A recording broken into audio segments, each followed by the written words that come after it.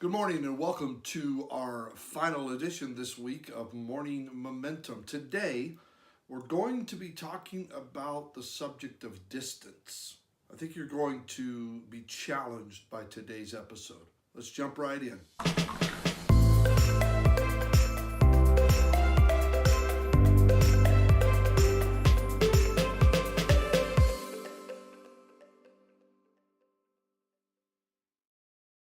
I'm sure you have seen the pictures, the empathy and compassion compelling images of malnutritious children living in absolute poverty among the most vile and unsanitary of conditions. In those moments, I realized that if that child were in front of me, I would bring them to my table and I would feed them the best meal that they had ever eaten. I would wash them of the filth that has covered their bodies, and I would dress them in clean and comfortable clothing. I would spare no expense, and I would do whatever I could to ensure their conditions were greatly improved. Yet I am confronted with the fact that I am powerless. I have no way to really reach out and provide nourishment, clothing, comfort.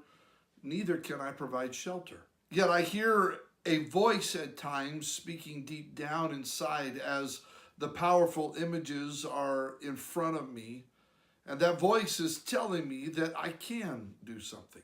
While I may not be able to actively or personally reach out and help that child, I can help them from a distance. One of the epistles or letters written by the Apostle Paul to the many churches that he helped start is a letter that is now known as the book of Philippians. Now, most Bible historians believe that Paul wrote this letter while imprisoned in Rome, and several years after departing from Philippi, he went into other cities, other towns, and he would spread the gospel. In Philippians chapter 1, verses 4 and 5, Paul declares his gratitude that the Philippians have partnered with him in his work of spreading this gospel. Undoubtedly, this support was manifest in various methods ranging from encouragement to financial support. The point is that the church at Philippi was so strongly convinced by the life-changing message of the gospel as propagated by Paul that they had become distant. They were distant partners in his efforts. For those of you that are watching today and those of you that are part of the Point Church in Escondido, you're likely aware that we are trying to do everything we can to provide support to ministry works beyond the scope of our own church, our own campus. I desire, and there are people in our church that desire, and probably in the church that you're a part of, that desire to make every effort to continue to reach beyond into our local community. I want to provide a few ways that we can partner with these distant challenges. First thing is prayer. Never underestimate the power of prayer. There have been countless stories of someone being stirred to pray for a need that they could not identify. Yet they rose from the comfort of their slumber and they stirred their soul to pray.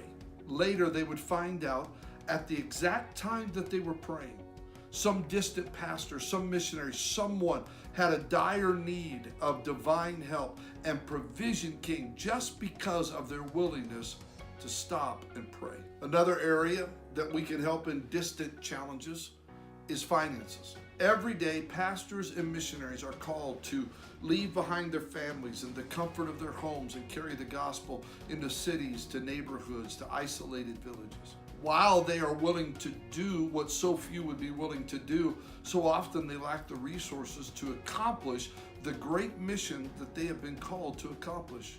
And when you and I provide financial support to these amazing heroes of faith, we become an active participant and a co-laborer in the work that they will accomplish. Finally, there's this thing called encouragement. The Apostle Paul suffered for his dedicated delivery of the good news. And often he found himself in prison, he found himself persecuted. In fact, in 2 Timothy chapter 4, Paul writes to what can only be identified as his son in the gospel, and he pleads that Timothy would come to him quickly. Paul goes on to share that those that have been partnering with him in ministry have all departed, save one.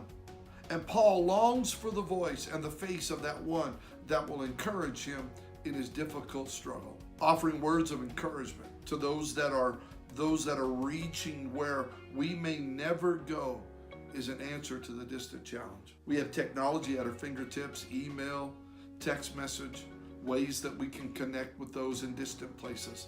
I would challenge you this weekend. Pray for those that are carrying the gospel in places that you may not be able to go. Pray for them, support them, and encourage them.